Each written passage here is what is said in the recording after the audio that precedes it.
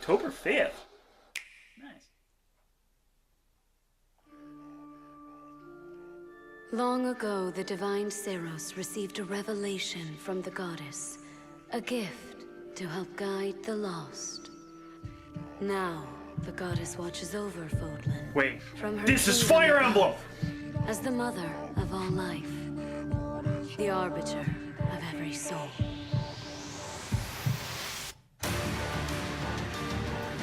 Fire Emblem Three Houses. Oh, it's like exactly like Path to Radiance that style. It's time to measure your worth as an instructor. Ooh, I like this UI. Huh! Like squad battles?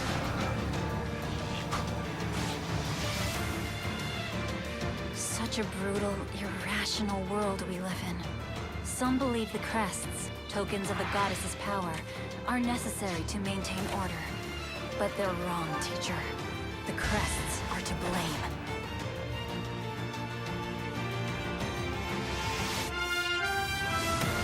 Wait, can you like walk around still? I hope you can walk around still. That looks like walking around! Are there dungeons? Aguilar. Wait. Reach for my hand, I'll soar away into the dawn. No, I wish I could stay here and cherish hope. Do you dare to walk this path with me? One misstep, and we fall to our ruin. So take your first step. It's now or never!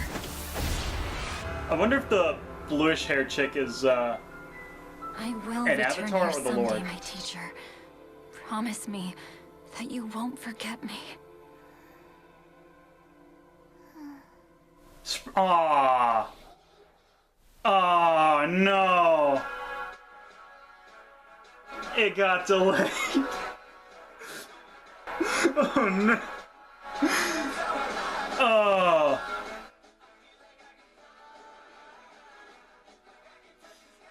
Cool off with Fortnite.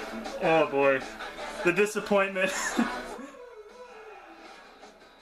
Ah, that's upsetting, but like.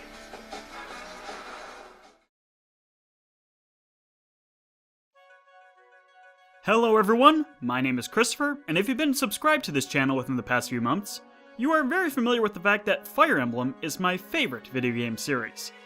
I'm actually doing a retrospective on all the games to get as ready as possible for the newest game in the series, which was fully revealed at Nintendo's E3 Direct. I'm sure that some of you are very curious about what my take on the game is and how I've been reacting. I'm going to do my best to break down what we've seen of the trailer so far, and I'll give you my general thoughts on what I think is concrete, and speculate on what I think is going to be in the game based on what we saw in the trailer. First things first, let's talk about the title, Fire Emblem Three Houses. I can confirm that the trailer also appears to showcase 3 houses, so the title sounds very accurate in depicting what the game will be about. In all seriousness, I'm not going to say too much more about what the story is about, mostly because that's not really what I care most about with Fire Emblem, but even if I did try to speculate, it's likely to be wrong anyway. I'm getting the feeling that Intelligent Systems wants to try and attempt a game with a scope similar to Genealogy of the Holy War. We'll just have to wait and see if they pull it off. I wonder if there'll be incest in this game. But let's get on with the main event. For the rest of this video, it's going to be divided into 2 sections. The first section is going to be discussing the concrete details we can glean from the trailer. The stuff that we're absolutely confident is in the game and we can talk about. The second part of the video will go over some things I'll be speculating on in regards to what is in the trailer that I'm not so confident about. It'll be the section of the video that will most likely be outdated once the Treehouse shows off this game in full. But without further ado, let's get on with it. I want to start out with the most disappointing news first. This game will be released in spring of 2019, meaning it was delayed out of this year. Honestly, this isn't really a big deal in my eyes. While I was certainly let down, I'm not upset about it in reality. This is Intelligent Systems' first HD Fire Emblem game, and making the jump is sure to result in more complications than intended. If the game needs more time, it needs more time, and we all want to play the best game possible. And considering that I'm also hoping this game to be as successful as possible, 2018 really isn't the best year for it either. In between Smash, Pokemon, and other miscellaneous titles releasing, I was honestly worried that Fire Emblem would find little success. so I think early next year will give it a better shot to have more eyes on it when it does release. As for when that will be, my first thoughts jump to April 19th, 2019. This not only makes it close to Fire Emblem's anniversary, it's also a rather popular time window to release Fire Emblem games. But let's move on to more exciting things. The visual presentation is extremely reminiscent of Path of Radiance and Radiant Dawn, using 3D models to display units on the map. I do prefer the map sprites as seen in almost every other Fire Emblem game, but logistically this may benefit the scope of the game, considering that this game will feature squad-based combat, with the units controlled being the squad leaders. Functionally, it seems to work as it always had with one-on-one duels, but it seems to have more of a visual flair similar to Intelligent Systems' War series. The next thing I want to point out are the various commands a unit can be given. There are a few interesting things to point out. Magic appears to be a separate command from Attack, which for most Fire Emblem games is not the case. It's reminding me a lot of Gaiden and Shadows of Valentia, as they also had separate magic commands. I think it's going to work similarly here. Speaking of Shadows of Valentia, combat arts are returning. We don't really have a clear sense of what kind of abilities will be present, or even how they will be acquired. If I had to guess, I'm going to say that they are learned as units level up, but I can't say for certain. The next interesting command is Formation. I'm certain this has to do with the squad-based combat we've seen. We see a shot later in the trailer that might depict what this command looks like when used. I'm not sure what the formations will do, but stay tuned for the speculation section, where I have a few ideas. Onto the next screen, we have a few things to talk about as well. Next to each of the weapons, we see a set of 2 numbers. This is a clear indicator that weapon durability is returning to the series after not being seen since Awakening. This is a change I'm very happy they're bringing back, as while I don't mind infinite durability as seen in Fates, I was definitely a lot more lazy when it came to actually managing items. So weapon durability will keep me checking menus more often. I'm happy to have that back. Below the weapons menu, we see a box showing off a bunch of different statistics. A lot of these are very familiar: attack, hit, crit, attack speed, avoidance, and range. The most interesting of the returning stats is attack speed, which was used in many of the older Fire Emblem games to determine which units, if either, would double attack their enemies in combat. Attack speed was removed in Awakening, where you just needed to have 5 points higher in speed to double. This most likely means that weapon weight will be returning, and might even hint at Constitution making a return as well. But nonetheless, it's interesting that it is returning to the series. The 2 oddballs on this screen are the stats titled NED and RSL. I'll discuss what I think these could be later, but as far as I know, they haven't been seen in the series before. There isn't anything extremely concrete until a little later in the trailer, where the character pans around the character Byleth around a castle setting. He seems to be moving around the castle freely, which would be a first time for the series since Gaiden. But there's still a lot left in this trailer to uncover that I'm less certain of, so the rest of the video will be about my own personal speculation and theories. The only interesting thing I have to say about this story is in regards to 2 certain characters: Eligard, the white-haired girl, and Byleth, the androgynous character whose sex I cannot discern. For right now, I'm just going to assume that it's a male, but I do so knowing that I might be wrong. The 2 of them seem to be having a teacher-student relationship, as I'm guessing that Eligard is a squire to Byleth.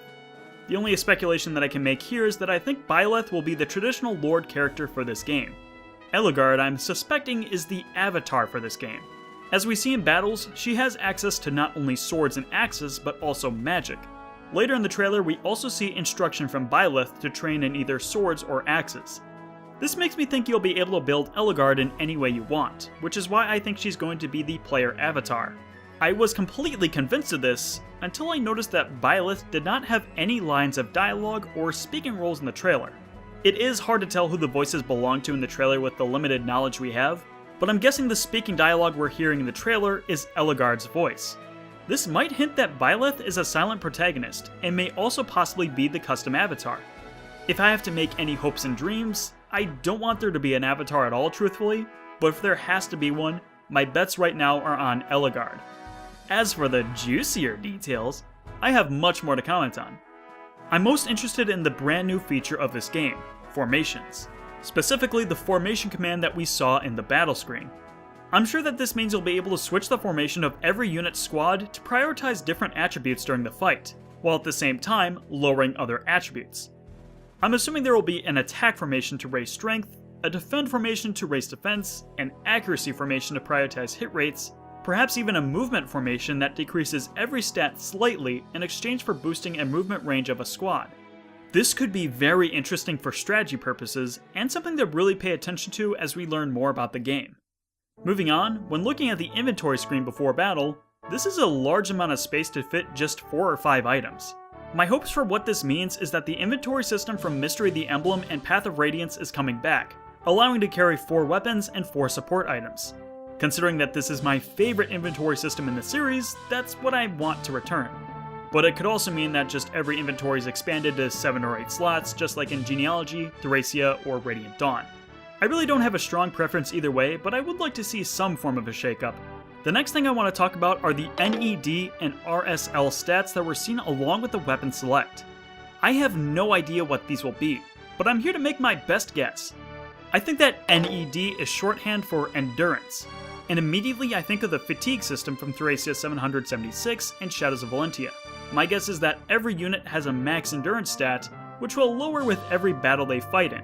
I don't think it will be as punishing as Thracia's benching, but I can definitely see lowering stats for when fatigue hits 0, in a similar vein to Shadows of Valentia. RSL is a bit more tricky. The first thing I thought of is resilience, or perhaps it also stands for resolve. My initial thoughts is that this is a statistic that measures morale of a squad. If morale is high, then the squad will perform better, and if low, will perform worse. I actually presented this same idea on the Fire Emblem subreddit a while back, which if Intelligent Systems and I were on the same wavelength, makes me very excited. But truth be told, I really don't have a clear idea on what either of the statistics will be. There is one final thing that is battle related that I want to point out. In the battle forecast screen above the selected weapon, there is a prompt for cycling between ZL and ZR. Considering that the text inside reads none, it's nearly impossible to comment on what this will be. My first thought is that this is what you can use to switch formations before a battle, but I noticed that this is something that's only above Byleth's window. If Byleth really is the lord of this game, he might have special leader-specific abilities, but as for what they will be, I have no idea. And finally, I want to talk about how Byleth was walking around a castle, supposedly freely. I have a feeling that the castle will be your hub area in between the battles that you can use to explore and speak with your soldiers. A mix between the barracks and my castle systems of Awakening and Fates. Considering that there is free movement in the overworld, that also gives me hope for explorable dungeons akin to Shadows of Valentia. Please let this be true! We see a shot later of a group of archers shooting a pillar monster in what appears to be a very dungeon-esque setting, so I'm more than positive that they will return. To wrap up the video, I want to comment on some things that were not featured in the trailer, but either may or may not be in the game. First of all, there is no indication of any support system seen in this trailer. To be fair, the reveal trailer for Fates didn't indicate any supports at all either, but with the popularity of the system, I would think supports are a must. But I doubt that marriage would make a return, at least in the same way we've seen before. Considering that there is the possibility of an avatar in this game, it makes marriage more likely, if only slightly, but I think that child characters as seen in Awakening and Fates will not return. And if we want to take this story seriously, we better hope that it doesn't. If there is a 2-generation system, a lot of fans hope that it takes more inspiration from Genealogy of the Holy War, in that the game basically refreshes after a time skip. But personally, I just want to see Intelligent Systems make it as simple as possible, and only make a game for 1 generation. Speaking of supports, Pair Up is also nowhere to be seen in this trailer. This one I also doubt will return. They did a lot to improve on the system from Awakening to Fates, but with the introduction of squads, it might be impractical to render a paired squad. Honestly though, I don't think that pair up is essential to Fire Emblem, and if supporting is de-emphasized in this game, then it probably isn't necessary. A very popular mechanic that was introduced in Fire Emblem 15 was Milla's turn wheel. It basically allowed you to turn back the clock if things weren't going your way. I don't expect this to make a return either. From a functional standpoint, Milla's turn wheel is just a way to combat the unreliable 1 random number hit rates that Shadows of Valentia uses, which will more than definitely not be coming back for the 3 houses. But it did turn out to be a very popular mechanic, so there may be a good chance of it returning based on that alone. One last comment is on the weapons triangle, yet another mechanic with no indication of it returning, at least at a face value glance of the heads up display. In the first gameplay we're shown, Eligard is using an axe on a sword squad, and does have a lower hit rate, but it is unclear if the weapon triangle is in effect. I'm sure that it is, but it's a rather interesting detail to point out. Perhaps this will be the first mainline game in the series where we don't see the return of the weapons triangle. Just for clarification, yes, the weapons triangle was shown clearly in the Fates reveal trailer. And with that, I am done talking about Fire Emblem Three Houses. Despite the delay, I'm still very excited that this game is coming, and looks as good as it does. I'm sure the Nintendo Treehouse will talk more in the coming days about the game, so hopefully we'll get to hear more details about it soon. I'm actually really curious to see how much of this I actually got right, so I'm very much looking forward to watching that coverage. But what other ideas do you have? I'd love to get a discussion going in the comments. Just please keep it chill. That's all I ask. And with that, I am done. My name is Christopher. I love Fire Emblem, and I'll see you next time.